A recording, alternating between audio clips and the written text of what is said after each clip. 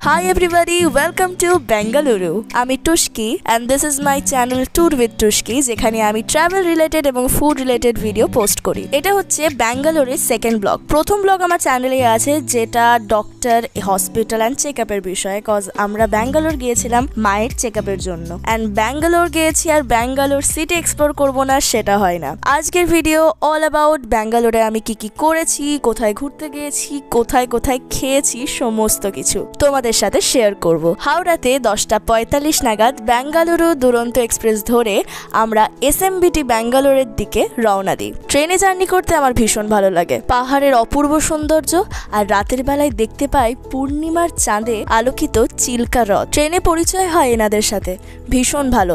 সারা রাস্তা আমরা গল্প করে গেছি। এক রাত কাটিয়ে আমরা পৌঁছে যাই এসএমবিটি ব্যাঙ্গালোর স্টেশন, যেটাকে স্টেশন বলার থেকে এয়ারপোর্ট বলাটা বেটার আই গেস। এত সুন্দর দেখতে যে কি বলি। স্টেশনটা পুরোটাই এসি এবং স্টেশনের ব্যবস্থাও ভীষণ ভালো। এটা আমার প্রথমবার ব্যাঙ্গালোর যাওয়া, তাই কোথায় কি আছে আমি সত্যিই জানতাম না। মোটামুটি ওই গুগলে সার্চ করে কয়েকজনের কাছে একটু জেনে তারপর গিয়েছিলাম। কোরামাঙ্গালাতে সেন্ট জন হসপিটালে মায়ের চেকআপের জন্যই গিয়েছিলাম। চেকআপের মাঝে মাঝে যবে যবে ফাঁকা পেয়েছি ব্যাঙ্গালোরটা ঘুরে দেখেছি। সেই দিন ছিল রবিবার, আর রবিবার হসপিটাল বন্ধ ছিল। সকাল সকাল বেরিয়ে পড়েছিলাম ব্যাঙ্গালোর ঘুরবো বলে। প্রথম ডেস্টিনেশন ব্যাঙ্গালোরের ইস্কন মন্দির। আজকে রবিবার, ব্যাঙ্গালোরে আজকে হসপিটাল পুরোপুরি বন্ধ, তা আজ আমরা ঘুরতে বেরিয়েছি। ফার্স্টেই আমরা চলে এসেছি ব্যাঙ্গালোরের ইস্কন টেম্পল, যেটা ভীষণ সুন্দর দেখতে, হোয়াইট কালারের। এটা এখানে কড রোড, মালেশ্বর পেরিয়ে রাজানগর পেরিয়ে কড রোডের কাছে। আমি এক্স্যাক্ট লোকেশনটা বলে দেবো, আমার সত্যি নামগুলো অতটা মনে নেই।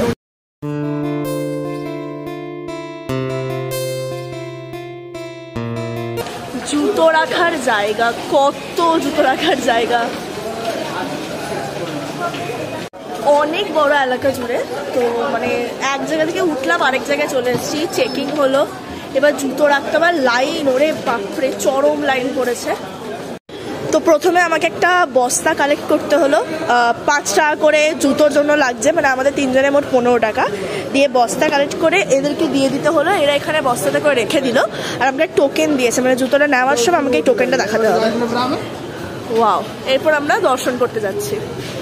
ব্যাঙ্গালোরের এই ইস্কন মন্দিরটি বিশ্বের বৃহত্তম কৃষ্ণ হিন্দু মন্দিরগুলির মধ্যে একটি। 1997 সালে এই মন্দিরটি ভারতের নবম রাষ্ট্রপতি শঙ্কর দয়াল শর্মার দ্বারা উদ্বোধন হয়।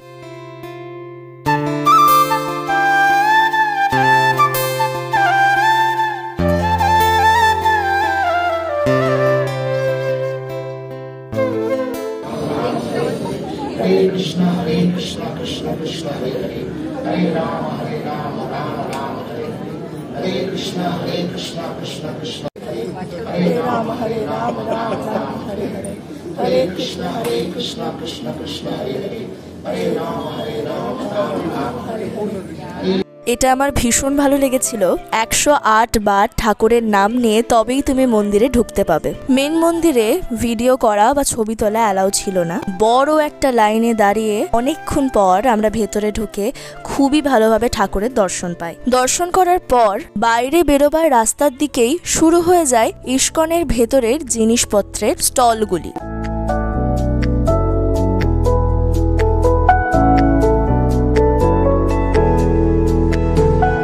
কিন্তু আমার নজর কাড়ে এখানকার খাবারের স্টলগুলি। খাবার দেখেই প্রথমেই অর্ডার করে ফেলেছিলাম সেখানকার কেক, রসমালাই আর একটা পনির পকোড়া টাইপের কিছু। এই ইস্কন মন্দিরের খাবারের স্টলের শর্ট ভিডিও আমি অনেক আগেই পোস্ট করেছি, অবশ্যই চেক করো।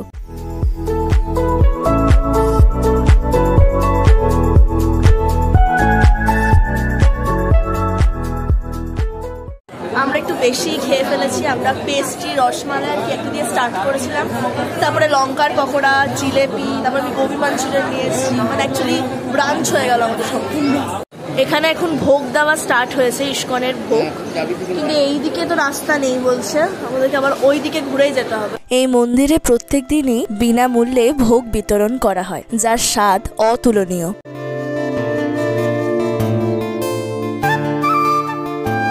আমরা ব্যাঙ্গালোরের ইস্কনে এসে এটাই রিয়েলাইজ করলাম যে এখানে আসলে খালি পেটে আসতে হবে, নয়তো এখানকার খাবার দাবারগুলো খাওয়া যাবে না।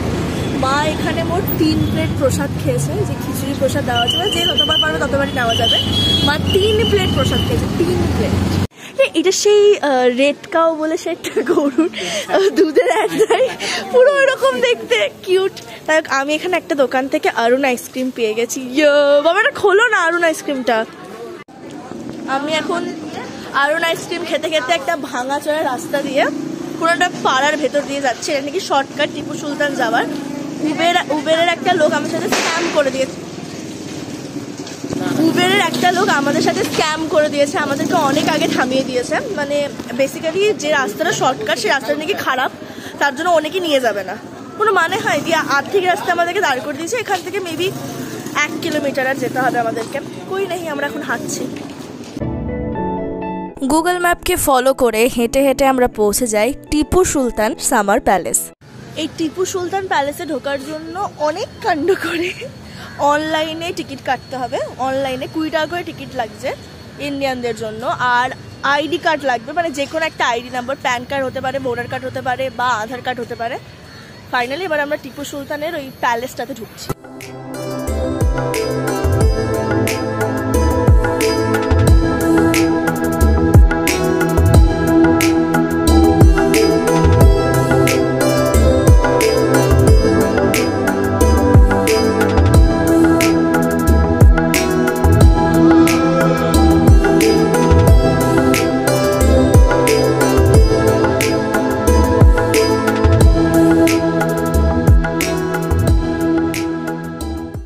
বেসিক্যালি প্লেসটা ভীষণই ছোট একটা এলাকা জুড়ে। যেমন এটা পেছনের দিকটা সামনের দিকটা একদমই সেম। এখানে রুম, ছোট ছোট রুম আছে, এবং সামনের দিকে ব্যালকনি টাইপের, আর এখানে বড় বড় খাম্বাগুলো, এবং কাজও তেমন কিছু আহামরি কিছু নয়, বাট দেখতে সুন্দর আর কি। একটা ভাইব তো আছে, যতই হোক টিপু সুলতানের এটা একটা প্যালেস, ভাইব আছে, বাট মোটামুটি আর কি খুবই ছোট এলাকা জুড়ে ঠিকই আছে, 20 টাকার জন্য ঠিকই আছে। এরপরেই আমরা চলে যাই লালবাগ বোটানিক্যাল গার্ডেন। আমরা এবার এসেছি লালবাগ, যেটা এখানকার খুবই ফেমাস একটা স্পট। বোটানিক্যাল গার্ডেন ভীষণ বড় এলাকা জুড়ে, অনেকক্ষণ সময় লাগে এখানে। এখানে কত করে টিকিট আমাকে দেখতে হবে, আমি জানি না। টিকিট কাউন্টারে 30 টাকা করে আমরা কেটে নিয়েছি। এখানে কিন্তু অনলাইন পেমেন্ট হবে না, এখানে ক্যাশই দিতে হবে। এটা হলো এন্ট্রি পয়েন্ট। অনেক বড় এলাকা জুড়ে এবং অনেকক্ষণ লাগবে এখানে, এবং ভীষণ সুন্দর দেখতে, ভীষণই সুন্দর দেখতে, আর ভেতরটা ভীষণ শান্ত।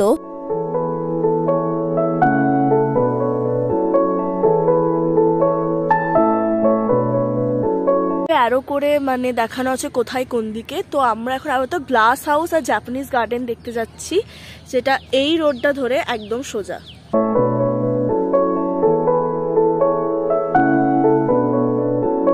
দাদা আপনি মানে বাংলা বোঝেন নাকি আপনার জন্য তেলেগুতে কথা বলতে হবে? নমস্কার দাদা। হ্যালো। না বোঝে না, ল্যাঙ্গুয়েজ প্রবলেম। এটা ওর দোষ না, ল্যাঙ্গুয়েজ বুঝতে পারছি। প্রথমে আমরা যাচ্ছিলাম গ্লাস হাউসের দিকে, যেটা ভীষণ জনপ্রিয়। প্রচুর ভিডিও এবং ছবি দেখেছিলাম, প্রচুর ফুল থাকে এখানে, কিন্তু আমাদের ব্যাড লাক সেদিন ছিল না। কি আর করবো, অগত্যায় সামনের রাস্তা দিয়ে হাঁটতে শুরু করি।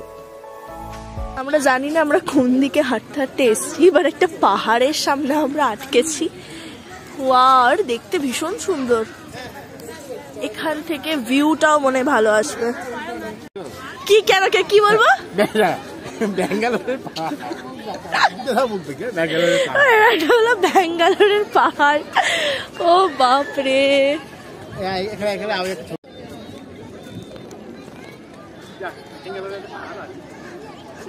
পাহাড় দেখে আমরা খুশি। আর বেস্ট পাহাড় ভাই, কত উঁচু পাহাড়টা। এখানে বেশ কিছুক্ষণ সময় কাটায়। সেদিন জাপানিজ গার্ডেনটাও কোনো কারণে বন্ধ ছিল, কিছু করার নেই, কিন্তু এখানে সময় কাটিয়ে বেশ ভালো লেগেছিল। অনেকেই দেখছিলাম ব্যাটারি গাড়ি করে গোটা পার্কটা ঘুরে দেখছিল। তারপর আমরা হাঁটতে শুরু করি রোজ গার্ডেনের উদ্দেশ্যে। দাদা কিসের ঝামেলা চলছে? দাদা কি ঝামেলা আছে? Language problem. Language problem. লাল ভার্সেস কালো, কালো আর লাল, লাল ভার্সেস কালো ঝামেলা লেগেছে এখানে। দাদা কি হয়েছে? রোজ গার্ডেনে রোজ তো আমি একটাও ঠিকঠাক ভাবে দেখতে পারিনি।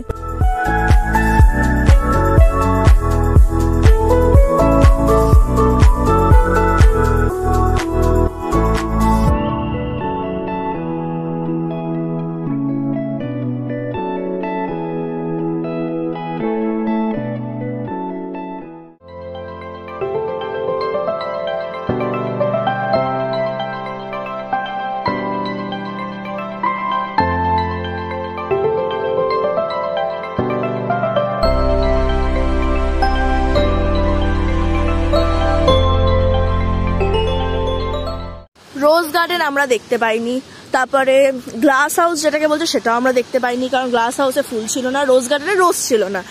বাট এই ঝর্ণাটা দেখে 30 টাকা পুষিয়ে গেছে, খুবই সুন্দর।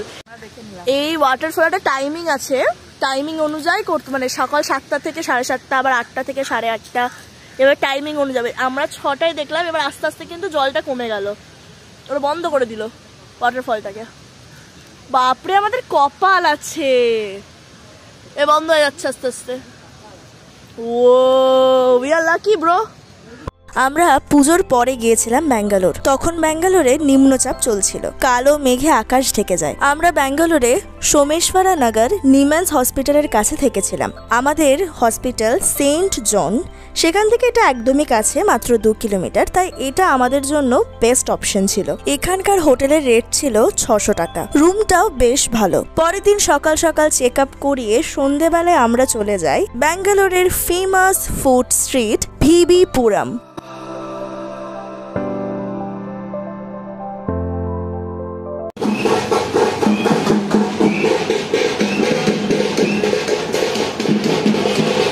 আমরা এখন আছি ভিবি পুরম, যেটা ব্যাঙ্গালোরের একটা ভীষণ ফেমাস ফুড স্ট্রিট, যেখানে মানে চারিদিকে খাবার, অ্যাকচুয়ালি এভরিথিং এখানে অ্যাভেলেবেল, বাট সবই নাকি ভেজিটেরিয়ান শুনেছি, ননভেজ আইটেম এখানে পাওয়া যায় না।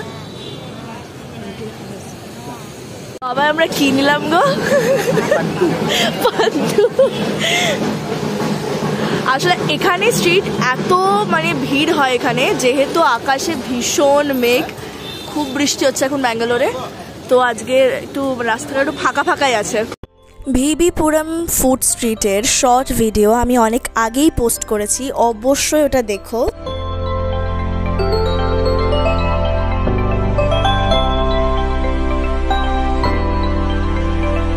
আমরা ভীষণ লাকি, আজকে ভিবি পুরমের রোড এত ফাঁকা যে বলার নেই। এখন আসলে নিম্নচাপের ব্যাপারটাও চলছে, আর অলওয়েজ বৃষ্টি পড়ছে, তার জন্য এখন ফাঁকাই আছে।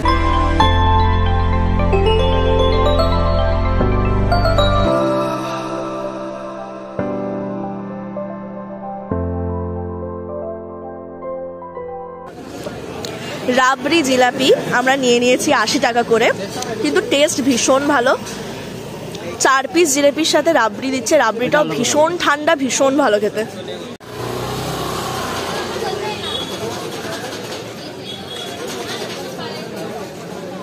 সেরা।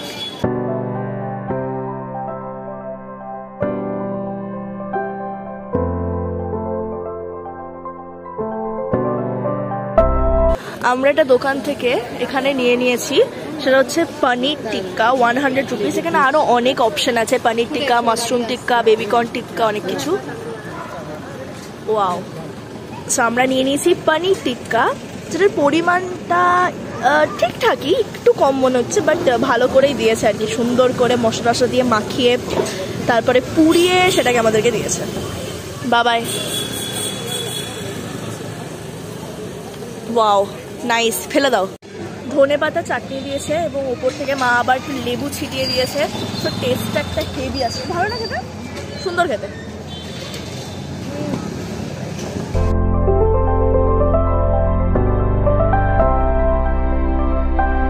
আমরা সামনের দোকান থেকেই নিয়ে নিয়েছি একটা কচুরি চাট,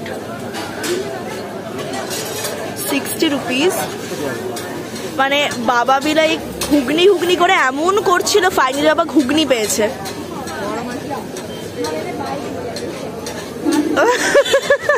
ভালো লেগেছে। বাবা এখানকার চাট খাওয়ার পর বলছে যে এখানকার চাটের ঠিক সেই টেস্টটা নেই, বাংলার যে টেস্ট হয় টেস্টটা নেই চাটটা। ঠিক আছে, ভিড়টা এবার স্টার্ট হচ্ছে আস্তে আস্তে। এখন প্রায় 7:30 বাজে, এবার ভিড়টা স্টার্ট হচ্ছে।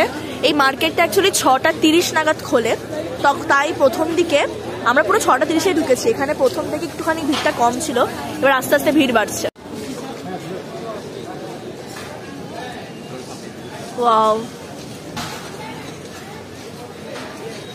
ওয়াও, এখানে প্রসাদও দিচ্ছে।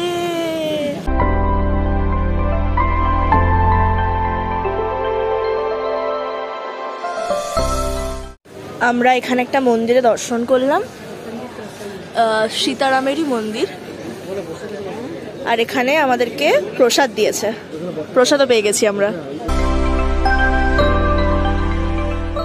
বাবা এখানে পান নিয়ে নিয়েছে, 30 টাকা করে দাম এই দোকানটা থেকে।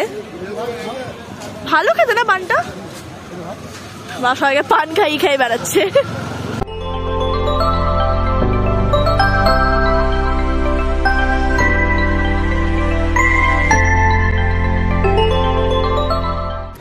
এত কিছু খাবার খেয়ে আমাদের জাস্ট পেট ভরে গেছে, অনেক কিছু ট্রাই করা বাকি থেকে গেল মনে হচ্ছে।